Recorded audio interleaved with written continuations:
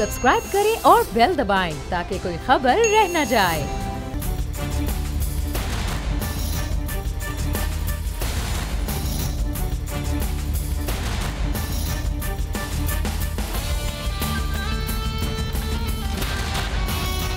अस्सलामुअलैकुम। The special report with Mudassar Iqbal के साथ हाजिर खिदमत है। नाजरीन, इस वक्त ऑल पार्टीज़ कॉन्फ्रेंस इस्लामाबाद में जारी सारी है।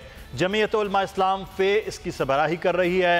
उन्होंने एहतमाम किया है तमाम सियासी जो जमातें अपोजिशन में हैं वो तकरीबन सिवाय जमात इस्लामी के वो मौजूद हैं। बड़े सख्त फैसलों की बात की जा रही है, बड़े मशवरे अहम दिए जा रहे हैं और मौलाना फजलुर रहमान ने तो इस्तीफ़ों तक की बात की है कि इससे दबाव बढ़ाया जा सकता है।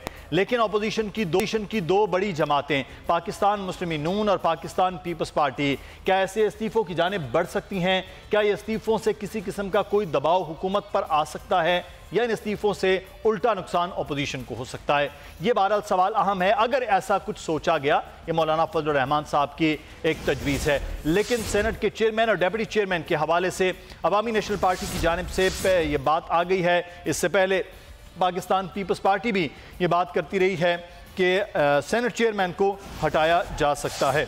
अब देखना यह है कि सेनेट चेयरमैन के हवाले से अब क्या फैसला अगले आने वाले वक्त में होता है। लेकिन इस APC में मरियम नवाज साहिबा भी मौजूद हैं और शहबाज शरीफ साहब भी मौजूद हैं। पाकिस्तान मुस्लिम नून के दो रुख, दो नज़रिए, वो चीज़ें जो हैं वो इस वक्त सामने होंगी कि क्या फ़ैसले हो सकते हैं। इस वक्त गुलाम मुर्तज़ा हमारे सीनियर नुमाइंदा मौजूद हैं जो APC को पूरा कवर कर रहे हैं। दूसरा सेशन शुरू हो चुका है।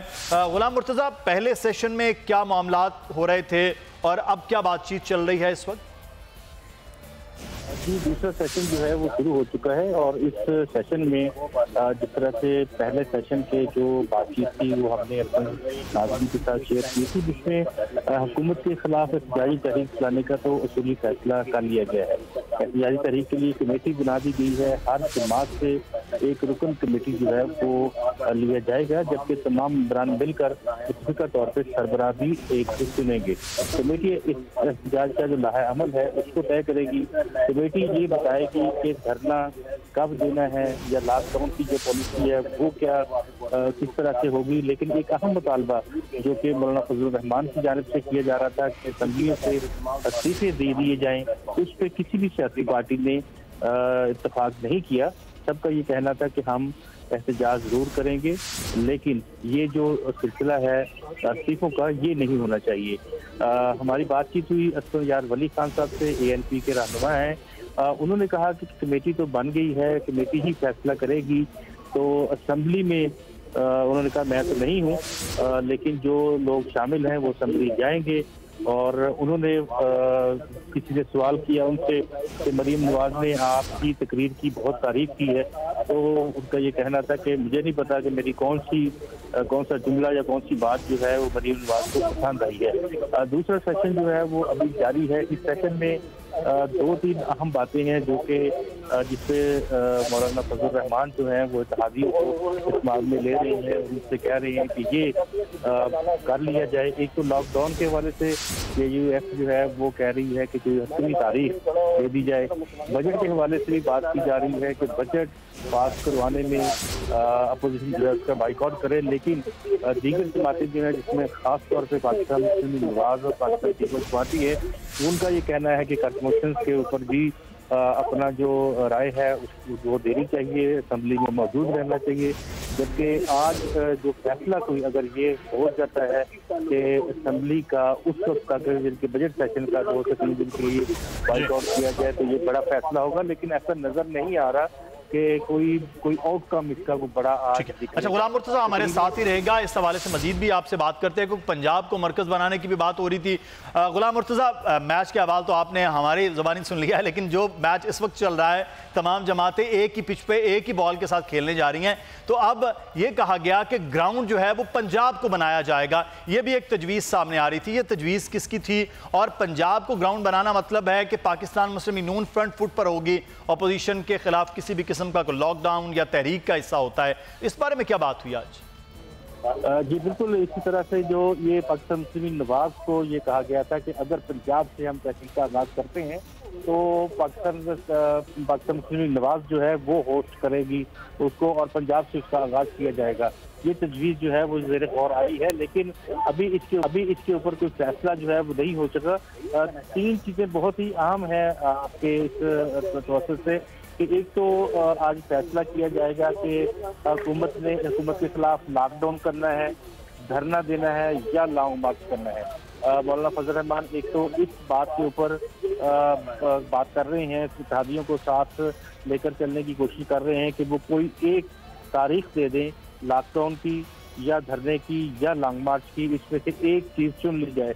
दूसरी बात जो जिसके ऊपर एम्फसाइज है सारा, वो ये कहा जा रहा है कि चेयरमैन सेनेट उनके खिलाफ तहरीक अदम-ए-एतमाद जो है वो लाई जाए और उनसे जान छुड़ा ली जाए, क्योंकि पाकिस्तान पीपल्स पार्टी और पाकिस्तान मुस्लिम नवाज के पास इस हवाले से एक्सपीरियंस है और वो ये फैसला कर सकते हैं। तीसरी बात जो थी वो तमाम लोगों की इस्तीफे की बात थी कि तमाम लोग जो है अपोजिशन इस्तीफा देते, लेकिन अपोजिशन के मामला इस्तीफे के हवाले से बिल्कुल उन्होंने बाकायदा तौर पे ये कहा है कि ये मुमकिन नहीं है।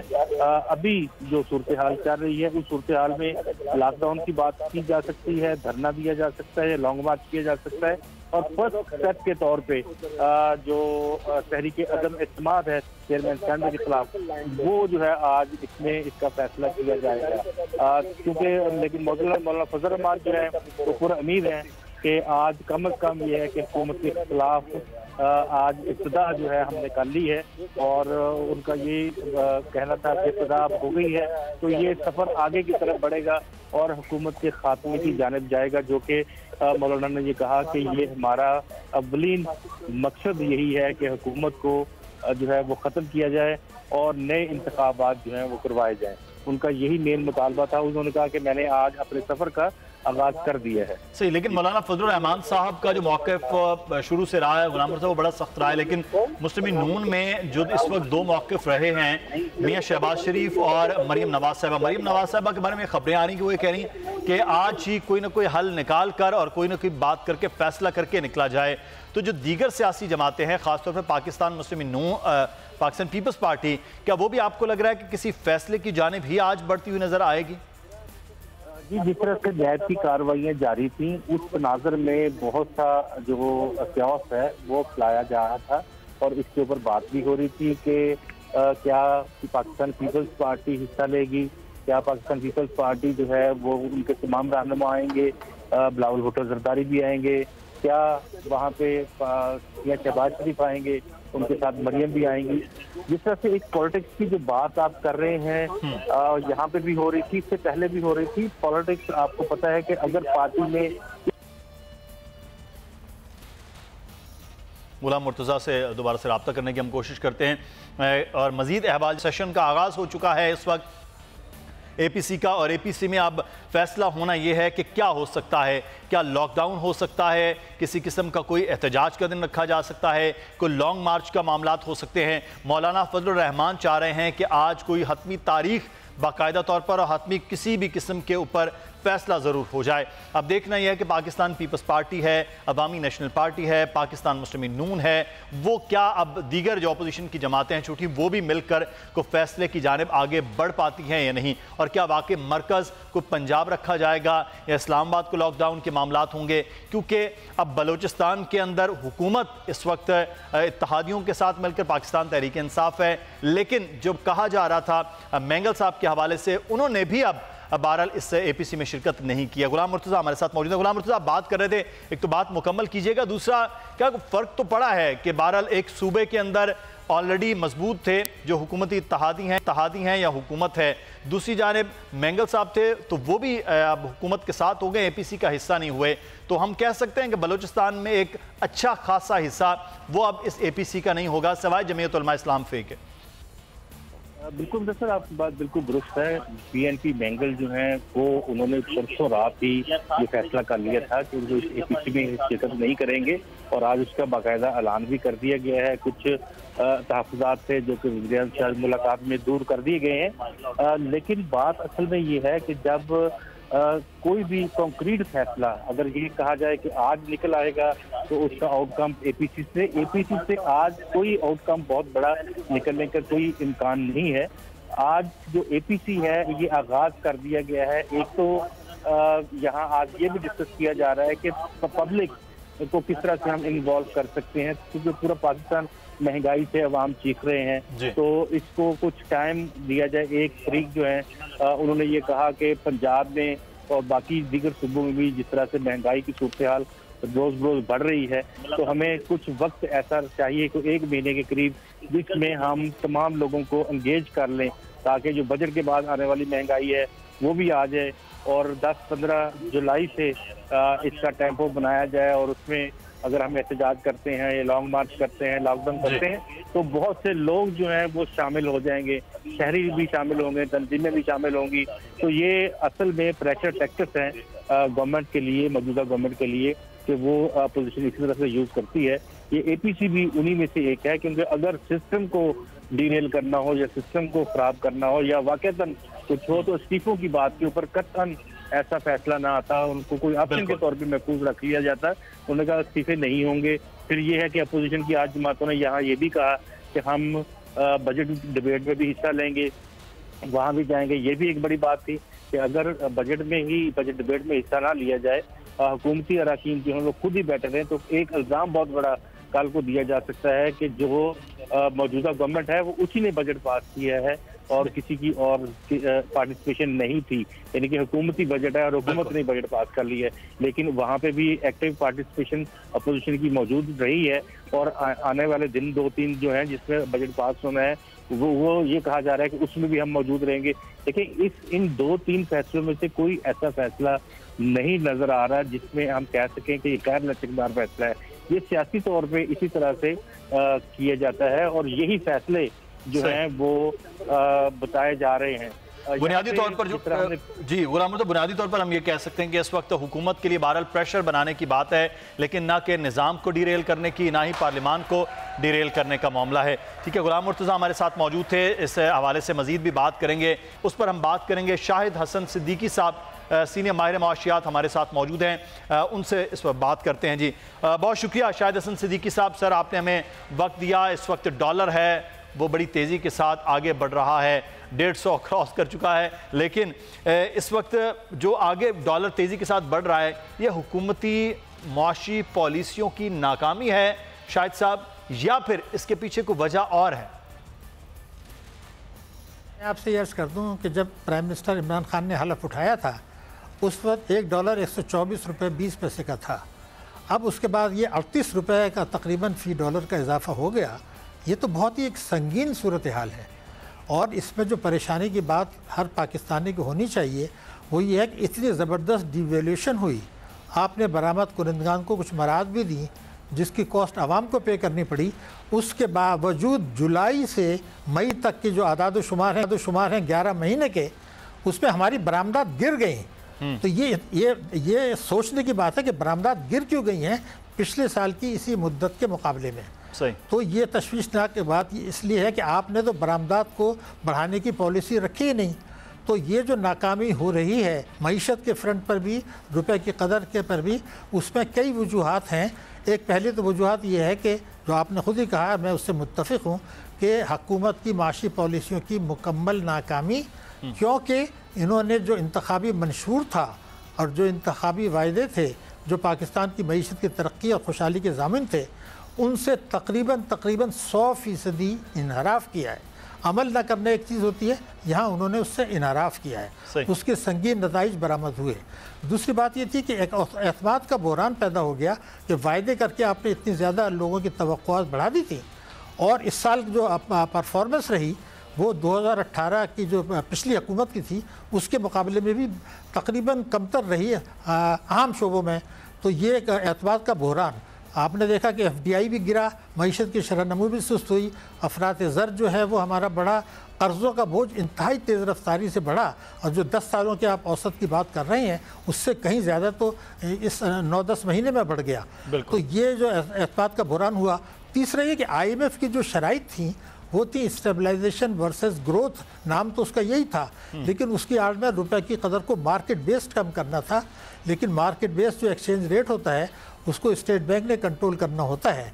बदकिस्मती से जो दो अफराद इस वक्त काबिल ज़रूर होंगे, इस वक्त हमारी मईशत को चला रहे हैं स्टेट बैंक में और मिनिस्ट्री ऑफ फाइनेंस में, वो दोनों IMF की नुमाइंदगी कर रहे हैं। चंद हफ्ते पहले तक वो पाकिस्तान में नहीं थे और मैं नहीं समझता कि स्टेट बैंक को इस हद तक गिरने देना चाहिए था, इसलिए कि हमारा करंट अकाउंट डेफिसिट तो आपको पता है कि 6-6.5 अरब डॉलर कम हो रहा है। बरामदात ज़रूर जो हैं वो गिरी हैं, लेकिन इंपोर्ट्स कम होने से तिजारती खसारा तो कम हुआ है। आपके पैसे भी आ रहे हैं, अभी कतर ने भी उसके बाद 2 अरब डॉलर भी आ गए, तो इसका कोई जवाब नहीं मैं था। इस पे कर्जों के हवाले से कितना बोझ बढ़ता है इसको भी टेक्निकली आपसे जानने की कोशिश करेंगे। इस वक्त उसामा गाजी साहब हमारे साथ मौजूद हैं। उसामा गाजी साहब, हुकूमत पे प्रेशर है दो तरह से, एक है जो महंगाई की सूरत में बढ़ रहा है, डॉलर की कीमत है, दूसरा है कि अपोजिशन का इकट्ठा होना APC की सूरत में, जो इस वक्त भी APC चल रही है। आपको लग रहा है कि हुकूमत के लिए ये जो मुश्किलात बढ़ रही हैं इसके क्या नताइज निकलेंगे? इकबाल साहब, देखिए जो माशी सूरत हाल है वो तो कोई ढकी छुपी नहीं है, और ये कहा जाए कि माशी हालात बेहतर हो रहे हैं तो ये बड़ी गलत बात है। कुछ ऐसा नहीं है, ना इस हुकूमत से कुछ उस तरह के हालात कंट्रोल हो पा रहे हैं। अभी ये जिस तरह होता है कि एक शख्स वो उसको आप रखते हैं इंटेंसिव केयर में, हमारी मीशत अभी तक वही है। चाहे हुकूमत कहती रहे कि जनाब हमने डिफॉल्ट से मुल्क को बचा लिया, ठीक है, लेकिन फिर देखिए कतर से भी अब 3 अरब डॉलर, तो ये है कि आपकी जिस तरह मईशत की सांसें बहाल रखने के लिए सब कुछ हो रहा है, मगर अभी तक मईशत या मुल्क की माशी सूरत हाल बेहतरी की तरफ नहीं है। ये ज्यादा बड़ा चैलेंज है। ये महंगाई, बेरोजगारी, ये डॉलर वाला मामला, शायद सिद्दीकी साहब फरमा रहे हैं, ये मामला है जो हुकूमत के लिए बहुत बड़ा चैलेंज है और हुकूमत के लिए खतरनाक है। जहां तक मैं इसको APC नहीं कहूंगा, मैं इसको मल्टी पार्टी कॉन्फ्रेंस जरूर कहूंगा। ऑल पार्टीज कॉन्फ्रेंस तो ये तब होती है कि जमात इस्लामी तक इसमें नहीं है, ऑपोजिशन की तमाम जो आते कहां से हो गई, सही, और फिर अख्तर मेंगल साहब भी जो है वो भी नहीं, तो लिहाजा इसका तो कुछ नहीं बनेगा। ये देखिए इन्होंने एलामिया कुछ इस तरह का करेंगे जिसमें कोई बड़ी बातें होंगी, इनमें अपने इख्तलाफ आते हैं, हत्ता कि तो यहाँ तक तो इख्तलाफ थे कि आज ये मल्टी पार्टी कॉन्फ्रेंस की भी जाए या ना की जाए। और मौलाना साहब जो हैं वो पहले दिन से कहते हैं, अब तो वो इस्तीफों को भी कह रहे थे कि जी सारे इस्तीफे ने, किसी ने नहीं देने। और इससे पहले जब वो कह रहे थे कि जनाब पार्लियामेंट में कोई जाए ही ना, इसको हम गिरा दें, इस हुकूमत को गिरा दें, वो भी कोई नहीं बात मान रहा, ना नून लीग ना पीपल्स पार्टी। नून लीग में मरियम साहिबा का ग्रुप अलग है, वो तो ये चाहता है, लेकिन सिर्फ उनके चाहने से बात नहीं बनेगी। फिर यह है कि तहरीक चलाने के लिए आपको फंडिंग की बहुत जरूरत है, और वो अब इनके लिए इतना आसान नहीं होगा अरेंज करना। मौलाना साहब भी कहते हैं कि मुझे पैसे वगैरह दो काफी ज्यादा, फिर ही मदारिस के लोग लाकर मैं धरना दे सकूंगा, सब कुछ कर सकूंगा।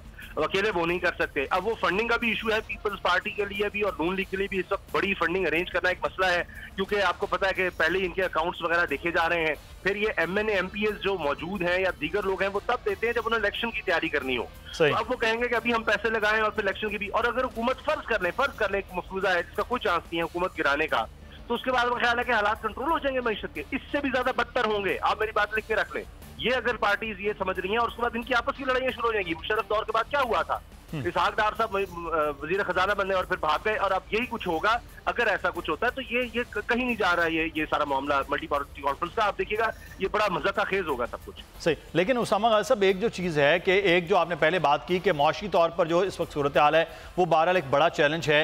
इस मुआशी सूरत हाल को फ्रंट फुट पर लाकर अपोजिशन जमातें एहतजाज के लिए, और ये भी कहा जा रहा है कि बजट पास होने और सिर्फ 10 से 15 दिन के बाद जब इसके नताइज निकलेंगे तो फिर ताजर तंजीमों के साथ, आम पब्लिक के साथ, दीगर लोगों के साथ फिर ये एक पूरा लाहे अमल बनाया जा सकता है। ये भी आज APC में बात हुई है, तो फिर तो हुकूमत के लिए खासा प्रेशर हो जाएगा। बिल्कुल आप सही कह रहे हैं, लेकिन अगर ऐसा हुआ तो ये इतनी आसानी से लोगों को साथ नहीं मिला सकेंगे। अगर हुए और हुकूमत बिल्कुल कंट्रोल न कर सकी, मुझे लगता है कि इस नहज तक मामला नहीं पहुंचेंगे।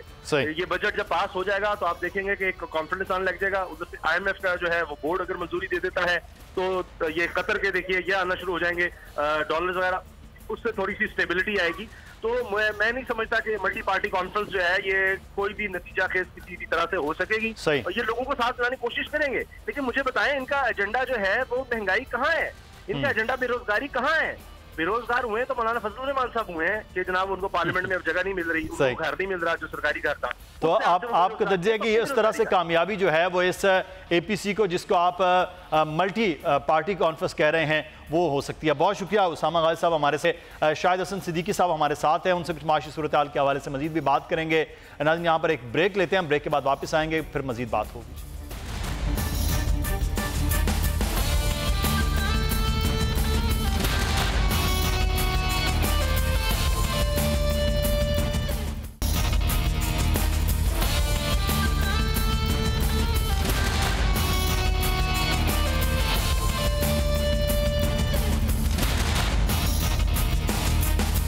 और ब्रेक के बाद आपको खुश आमदीद कहते हैं। आमिर जैसे आमिर ने पहली बॉल पे जो लिया है मेरे ख्याल से वो बड़े अमेजिंग शॉट था, बेहतरीन उन्होंने जो है आउट किया है। उसके अलावा जो बैट्समैन को आउट किया उस वक्त उन्होंने, शाहीन को देख लें, शाहीन आफरीदी जिस तरह इस फॉर्म में नजर आ रहे हैं। आप ये देखें शाहीन ने 3 विकेट्स ले ली हैं जो कि बहुत एक्सपेंसिव बॉलर साबित हो रहे थे, लेकिन जब जनूबी अफ्रीका से उन्होंने बॉलिंग की है और इस वक्त जो विकेट्स लिए हैं उनका मोराल बड़ा अप हुआ है, बड़ा कॉन्फिडेंट, उनकी बॉडी लैंग्वेज बड़ी ज़बरदस्त नज़र आ रही है। और इस वक्त टीम के अंदर जो है ना हम देख रहे हैं कि सब एक दूसरे को सपोर्ट कर रहे हैं।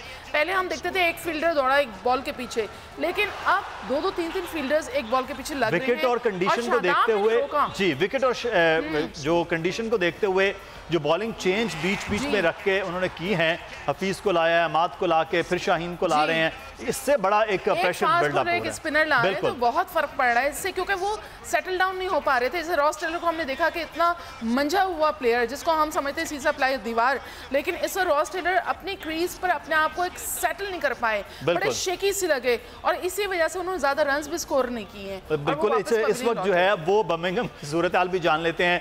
एजाज वसीम बाकी हमारे साथ मौजूद हैं। एजाज, ये तो कमाल दर कमाल कर रहे हैं, अभी 50 नहीं हुई है, 4 खिलाड़ी आउट हो चुके हैं, क्या हो रहा है आज ग्राउंड में? जीतकर आज पहले बैटिंग करने का फैसला किया था, वो फैसला उनको महंगा पड़ा है और पाकिस्तान ने 4 विकेटें हासिल की हैं। और आप देखें कि फास्ट बॉलर किस जोश से बॉलिंग करवा रहे हैं पाकिस्तान की तरफ से। शाहीन शाह अफरीदी की 3 विकेटें हो चुकी हैं, जबकि मोहम्मद आमिर ने 1 विकेट हासिल की है और अभी 50 भी नहीं हुई है, सिर्फ 13वें ओवर का खेल जारी है। तो पाकिस्तान ने 4 विकेटें गिरा दी हैं। तो पाकिस्तानी टीम वो मोमेंटम जो टूटा था इंडिया के मैच के खिलाफ, उसको दोबारा से इंग्लैंड के साउथ अफ्रीका के खिलाफ भी बहाल किया और आज भी बहुत अच्छी है। यहाँ पर क्लाउडी वेदर है, लेट टॉस हुआ, लेकिन रूल्स के मुताबिक दोनों टीमों को 50-50 ओवर खेलने को मिले, हालांकि 1 से 1.5 घंटा ज़ाया भी हुआ। तो पाकिस्तानी टीम अगर न्यूजीलैंड को 200 के अंडर आउट करती है तो 6 की एवरेज से भी पाकिस्तान अगर स्कोर करना शुरू होगा तो बारिश भी हो जाए तो पाकिस्तान रन रेट की बुनियाद के ऊपर लुइस सिस्टम के ऊपर ये मैच जीत सकता है। लेकिन सरफराज को इसी तरीके से अग्रेसिव कप्तानी करनी चाहिए। मैं बड़ा सरप्राइज हुआ कि फास्ट बॉलर्स को मुदस्सिर विकेटें मिल रही हैं और दूसरे इनसे इमाद वसीम को लगा दिया।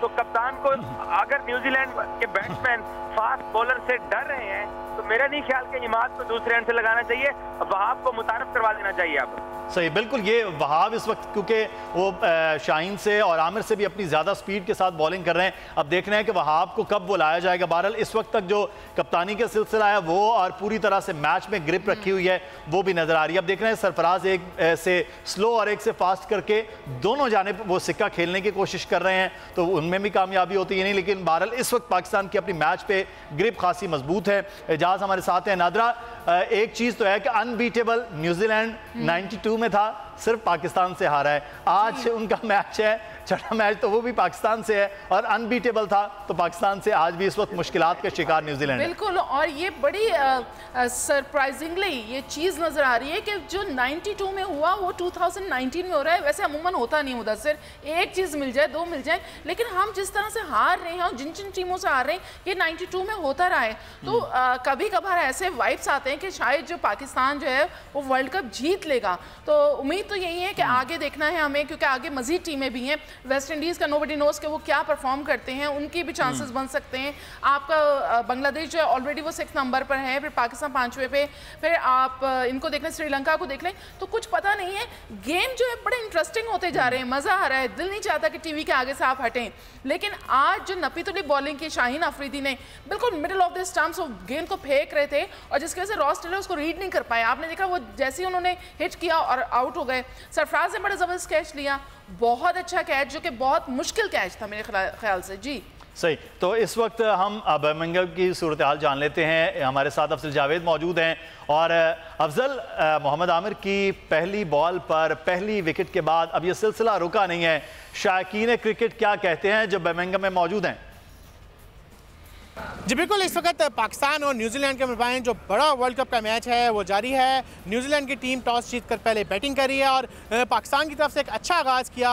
मोहम्मद आमिर की जानिब से मार्टिन गप्टिल की जो विकेट ली गई है उससे इस वक्त न्यूजीलैंड की टीम जो है प्रेशर का शिकार है। पाकिस्तान की जानिब से अच्छा बॉलिंग स्टार्ट किया गया, एक तरफ से मोहम्मद हफीज़ को लगाया गया, दूसरी तरफ से मोहम्मद आमिर जो है आज बॉलिंग करते हुए हमें दिखाई दिए। और शायकीन क्रिकेट जहाँ अंदर जितने पुरजोश दिखाई दे रहे भी यहाँ पर मौजूद हैं, इस वक्त हमारे साथ यहाँ पर मौजूद हैं। आप क्या समझते हैं आज पाकिस्तान फिर से सरप्राइज देगा? I think this is the most important match. मुझे लगता है पाकिस्तान जीत जाएगा। आज विकेट होगी है तो लगता है कि पाकिस्तान का दिन होगा। I think. आप क्या कहेंगे? इंशाल्लाह हमको उम्मीद रखते हैं कि इंशाल्लाह पाकिस्तान मैच जीत जाएगा। मैंने पहले ओवर में विकेट लिया इंशाल्लाह, और ये मैच पाकिस्तान के लिए बहुत ज़रूरी है और हम उम्मीद है इंशाल्लाह ये मैच पाकिस्तान जीतेगा। पाकिस्तान जिंदाबाद। ये देखें एक और भी पाकिस्तानी यहाँ पे आए हैं, फ्लैग पहना हुआ है। आप कितने एक्साइटेड है, कितने पूरी उम्मीद दिखाई? इंशाल्लाह पाकिस्तान ये मैच जीत जाएगा और ये जो मैच है पाकिस्तान के लिए काफ़ी अहम है और इंशाल्लाह पाकिस्तान ये मैच जीत जाएगा। जी बिल्कुल, जहाँ पर स्टेडियम के बाहर जितने भी शौकीन क्रिकेट मौजूद हैं उनकी यही ख्वाहिश है कि आज एक बार फिर पाकिस्तान जो साउथ अफ्रीका के खिलाफ परफॉर्मेंस दिखाई है उसको दोहराए और वर्ल्ड कप की जो सबसे फेवरेट टीम न्यूजीलैंड है उसको शिकस्त दे। पाकिस्तान की तरफ से कोई तब्दीली नहीं की गई, उसी विनिंग कम्बिनेशन को सरफराज अहमद ने बरकरार रखा है जिसके साथ बहुत शुक्रिया। और उससे भी बेहतर जो साउथ अफ्रीका के खिलाफ परफॉर्मेंस थी उससे भी बहुत बेहतर इस वक्त अफजल वो दिखाई जा रही है परफॉर्मेंस पाकिस्तान की जानिब से। एजाज हमारे साथ मौजूद हैं जो इस वक्त स्टेडियम के अंदर मौजूद हैं। एजाज, एक चीज़ जो हमें नज़र आ रही है कि वो कलर जिसकी बार बार बात करते हैं कि वो लड़कों में वो कलर नज़र नहीं आ रहा, वो आज देखने में आ रहा है। पहली बॉल से जब हफीज़ ने बॉलिंग का आगाज़ किया, आमिर का हुआ, फील्ड के अंदर भी वो चीज़ें नज़र आ रही हैं। तो क्या ज़्यादा जो तनकीद थी उसका असर साउथ अफ्रीका के मैच से शुरू हुआ और आज उसकी पीक नज़र आ रही है अपनी परफॉर्मेंस में खिलाड़ियों की? देखिए मुदस्सिर, जो इंडिया के खिलाफ पाकिस्तान मैच हारा वो हम हमेशा 92 से हारते आ रहे हैं अगेंस्ट इंडिया बड़े इवेंट के अंदर। लेकिन एक चीज अब हमें तस्लीम करनी पड़ेगी, सोशल मीडिया के ऊपर जो चीजें चल रही हैं उनमें ये बात सच है कि पाकिस्तान क्रिकेट शायद ये पाकिस्तान क्रिकेट की मेंटालिटी है कि ये नीचे से ऊपर उठते हैं। आप देख लें कि वेस्ट इंडीज के खिलाफ पाकिस्तान 105 पे आउट हो गया। चैंपियंस ट्रॉफी आप 2017 देख लें तो सेम यही रिजल्ट था। 2007 का T20 वर्ल्ड कप हम गो के फाइनल हार गए, 2009 में जीते। तो ये टीम नीचे से उठती है और मोमेंटम पकड़ती है। और मैं यहाँ पर ये क्रेडिट देना चाहूंगा वसीम अकरम को और वकार यूनिस को, क्योंकि दोनों टीम के साथ ट्रेवल कर रहे हैं। गो के वो पाकिस्तान क्रिकेट के साथ अटैच नहीं है, लेकिन यहाँ ग्राउंड में प्रैक्टिस होती है। टॉस से पहले आमिर के साथ दोनों बात कर रहे होते हैं, वहाब से दोनों बात कर रहे होते हैं, सरफराज से दोनों बात कर रहे होते हैं। और मैं कल लॉर्ड्स के अंदर जो सीनियर प्लेयर्स की तनकीद थी, लेकिन दूसरी जानिब सीनियर प्लेयर्स की जानिब से जो टिप्स और बातचीत की जा रही है उससे भी टीम को बड़ा हौसला आ रहा है। बहुत शुक्रिया। एजाज वसीम हमारे साथ मौजूद थे बर्मिंघम से और मैच के लिए बड़ी नेक तमन्नाएं हैं। नादरा, इस वक्त सीनियर जूनियर जो ग्राउंड में खेल रहे हैं कप्तान से लेकर तमाम तर, लेकिन इस वक्त पाकिस्तान को 200 रन के अंदर रोकना इस वक्त सिचुएशन है बहुत ज़्यादा ज़रूरी है, क्योंकि क्लाउडी इस वक्त वेदर है, पाकिस्तान की अपनी बैटिंग और तमाम तर चीज़ें हैं। अगर पाकिस्तान 200 के अंदर रोक लेता तो मेरा नहीं ख्याल है कि फिर किसी भी सूरत में न्यूजीलैंड के हाथ में मैच निकल नहीं सकता। विलियमसन की जो विकेट है वो बहुत ज़्यादा इंपॉर्टेंट है। और आपको याद होगा साउथ अफ्रीका के खिलाफ जब इन्होंने खेला तो इनकी और ग्रैंडहोम की बहुत ज़बरदस्त पार्टनरशिप लगी थी और ये आउट नहीं हो रहे थे और मैच फिनिशर भी हैं ये। तो इनसे ज़रा सा हमें खाइफ रहना चाहिए और इनको जल्दी आउट होना चाहिए ताकि हम मोर रिलैक्स हो सकें। और जब हम रिलैक्स होंगे हमारे पास हमें पता है कि बाकी जो हैं वो ईजी बाइट्स हैं, हम जल्दी से उनको निकाल सकते हैं। लेकिन इस वक्त जो है ग्रैंडहोम और विलियमसन, इनको रॉस टेलर थे, रॉस टेलर निकल गए, वो आउट हो गए, तो अब हमें समहाउ हम रिलैक्स इनफॉर्म विलियमसन है और इनफॉर्म विलियमसन मेरा ख्याल है कि वहाब रियाज का शिकार होंगे। वहाब रियाज की अभी बारियां नहीं, तो मेरा ख्याल है कि विलियमसन जो है वो अपने 30-32 रन पर आउट हो सकते हैं, वो भी वहाब रियाज के हाथों। बहरहाल इस वक्त अफजल जावेद भी हमारे साथ मौजूद हैं जी, पहले वो शायकीन के साथ बात कर रहे थे इस वक्त। तो नादरा, एक चीज जो इस वक्त हम बात करें कि पाकिस्तान की आज की फील्डिंग के हवाले से, क्योंकि अभी तक जितने कैच आए हैं वो कैच हुए हैं और जितनी जान मार के आज फील्डर्स ने फील्डिंग की है, फील्डिंग का असर बहरहाल पिछले मैच से अब देखने में बहुत फर्क नजर आया है, एक ही सिर्फ 3 दिन के अंदर अंदर। आप बिल्कुल सही कह रहे हैं, क्योंकि हम जो है हम कैचेस नहीं करते हैं, वो एक अलग बात है, लेकिन एक कैच, एक तो आपका सीधा कैच होता है, एक होता है रिवर्स कैच। रिवर्स कैच अमूमन मुश्किल होता है मुदस्सिर, जैसे स्लिप में होता है, आप उसको कर नहीं पाते हैं, अमूमन ड्रॉप भी हो जाता है वो समटाइम। लेकिन आज जिस तरह से हारिस सोहेल ने शाहीन का कैच पकड़ा, मुनरो को वापस पवेलियन लौटाया, तो मेरे ख्याल से बहुत ही ज़बरदस्त इन्होंने एक अपने आप को मनवाया है और इम्प्रूवमेंट की है। देखिए, जब टीम के अंदर कोई चीज़ की तब्दीली या डेवलपमेंट नज़र आती है तो वो हम सबको फील होती है। तो आज हम देख रहे हैं कि टीम ने काफ़ी मेहनत की है और ये टूर्नामेंट में रहना चाहती है टीम, ये नहीं चाहती है कि हम इस के बाद आउट हो जाएं, क्योंकि ये वाला जो मैच है बहुत ज़्यादा इंपॉर्टेंट डू और डाई का है। तो इसमें पाकिस्तान टीम को रहना ही होगा, और ताकि एक जो हमारे एशियन में कहते हैं हम, ये हमारे एशियन ब्लड के अंदर जो है वो क्रिकेट है, तो वहाँ पर एक मज़ा दोबारा होता रहे। सही, मतलब एक चीज़ हम सरफराज की कप्तानी के हवाले से भी बात करें, बड़ा क्रेडिट जाता है कि एग्रेसिव कप्तानी का, क्योंकि हफीज़ से आगाज़ करवाया जाना विकेट को देखते हुए कि थोड़ा वेदर क्लाउडी है, लेकिन उसके बावजूद उन्होंने उनको आगाज़ करवाया और दोनों एंड से वो लगाया और एग्रेसिव सी कप्तानी है। तो सरफराज के अंदर भी बहुत चेंज हम पिछले मैच से ही देख रहे हैं। बिल्कुल, देखिए वहाँ जितने सीनियर्स हैं उन्होंने भी इनका मोराल बहुत ज़्यादा बढ़ाया, इनको समझाया होगा।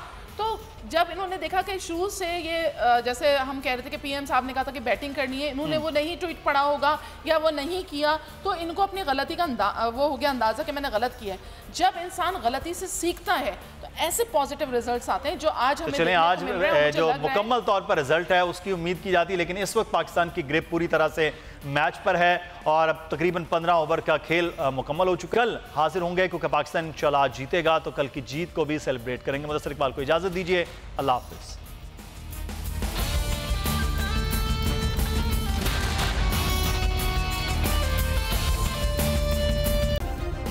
सब्सक्राइब करें और बेल दबाएं ताकि कोई खबर रह न जाए।